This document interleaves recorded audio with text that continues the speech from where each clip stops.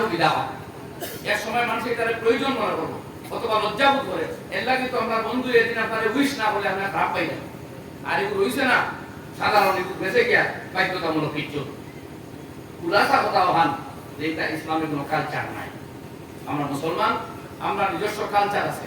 ইসলামে আমাদের কালচার শিখাই দিতে, সংস্কৃতি শিক্ষা দিচ্ছে। ভাই হল বুজুর্গ হল তো আল্লাহ রাব্বুল আলামিনের ফরমাবরদারি আমরা করতাম, নবী করিম সাল্লাল্লাহু আলাইহি ওয়াসাল্লামের ফরমাবরদারি করতাম। যখন এই কোয়ালিটিগুলো আমাদের মধ্যে, এই সিফাতগুলো আই যাইব, আল্লাহ রাব্বুল আলামিন উল্লেখ করে ফরমায় উলাইকা সায়ারহামুল্লাহ। এই কোয়ালিটি আর মুসলমান যারা, তাদের উপর অচিরেই আল্লাহ দয়াবান হবেন। আমার ভাই হল আমরা ইসলামী সিফাত অবলম্বন করিলাই, এর বাদে আল্লাহ রহম করেন। ইসলামী কোন সিফাত, গুণাবলী, বৈশিষ্ট্য যদি আমরা জিন্দেগি অবলম্বন করতে পারি না, আল্লাহ রহম আর করম কামনা করা হয়ে থাকে। বাদে আয়াত আল্লাহ লম্বা কথা ফরমাইছেন।